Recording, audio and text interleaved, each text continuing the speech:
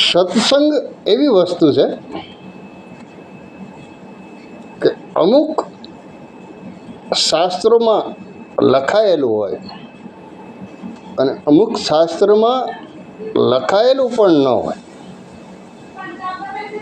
તો કંઈ વાતો એવી હોય એ આજે આપણે કરીએ કે જ્યારે ગૌતમ ઋષિ હતા એને બ્રહ્માજીએ પ્રસન્ન થઈ અને ઇન્દ્રની અપ્સરા જે અહલ્યા છે એ ગૌતમ ઋષિને આપી દીધી. હવે ગૌતમ ઋષિને અહલ્યા આપ્યા પછી ઇન્દ્રના દરબારની અંદર એક અપ્સરા તો ઘટે. મારા મંતવ્ય પ્રમાણે જે અપ્સરાઓ છે એ ઇન્દ્રની પત્નીઓ નથી, એની છોકરીઓ ગણવામાં આવે.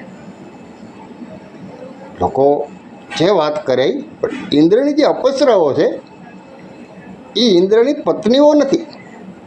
તમે વાંચો તો આવશે કે ઇન્દ્ર અને ઇન્દ્રાણી. અપ્સરાઓ ઇન્દ્રાણી લાગે? ના લાગે. આ જે ઇન્દ્રલોકની અંદર શોભા વધારવા માટે દેવતાઓની પત્નીઓ છે, એની જે છોકરીઓ છે એ ઇન્દ્ર એને અપ્સરા રૂપે રાખે કે તમારે આમાં ઇન્દ્રલોકની અંદર તમારે જે કાંઈ પછી ડાન્સ કરે, આ કરે, તે કરે, એના જે કાંઈ સ્વાગત કરવાના હોય, કુંવર કહો આપણે નથી, કોઈ આવે તો ફૂરડા નાખે, એમના સ્વાગત માટે આ એવી 32 અપ્સરાઓ ઇન્દ્રએ ઇન્દ્રલોકમાં રાખેલી. એમાંની એક અપ્સરા એ બ્રહ્માજીએ ગૌતમ ઋષિને પ્રસન્ન થયા. ગૌતમ ઋષિ ને બ્રહ્માજી, એટલે બ્રહ્માજીએ ગૌતમ ઋષિને અહલ્યા આપી દીધી. હવે એને કારણે આ લોચો પડ્યો. પ્રશ્ન એવો સર્જાણો કે ઇન્દ્રને ખબર પડે કે મારી અપ્સરા નથી. ત્યારે ખબર પડે કે ભાઈ બ્રહ્માજીએ વરદાન આપી દીધું છે અને એ તો ગૌતમ ઋષિને આપી દીધી. હવે ગૌતમ ઋષિ છે એને એક છોકરો અને એક છોકરી હતી.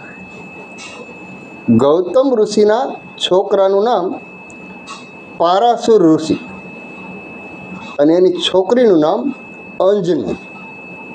આ અહલ્યાને પુત્ર અને પુત્રી બે થયેલા. હવે ઇન્દ્રને ખબર પડી કે આ થોડું હાલે, તમે મજા આવે એમ ગમે એને અપ્સરા આપી દો. એટલે બ્રહ્મા કંઈ વાત હશે, હું પ્રસન્ન થયો અને હું ખુશ થઈ ગયો અને મેં એને અર્પણ કરી દીધી કે એમ થોડું હાલે. એટલે જે ઇન્દ્ર છે એ બધી અપ્સરાઓને પ્રેમ કરે, અત્યંત ખુશખુશાલ રાખે બધાને. એટલે એમાં એને અતિ પ્રિય હતી અહલ્યા. અહલ્યા અતિ પ્રિય હતી એટલે ઇન્દ્ર એને મળવા માટે મૃત્યુલોકમાં આવેલા. પણ હવે ઋષિના આશ્રમમાં ગરવું અને કદાચ શ્રાપ આપી દે તો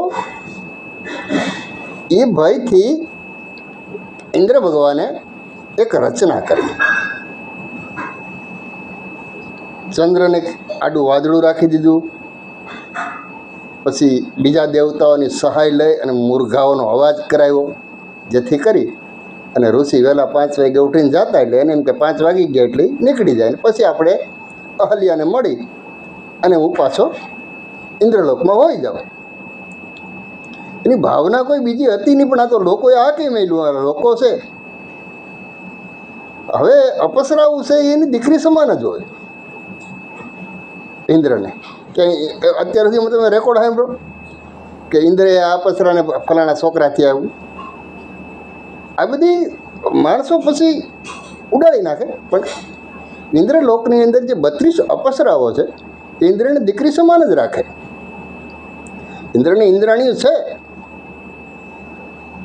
હવે દેવતાઓનો રાજા છે ઇન્દ્ર છે. હવે આ લોકો પછી અમુક એ રીતની વાતો કરી નાખે અને પછી એ ચર્ચા આગળ હાલી જાય.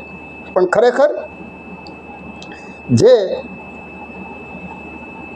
ઇન્દ્ર ભગવાન એની જે અહલ્યા અપસરા હતી એને મળવા આવ્યા હતા.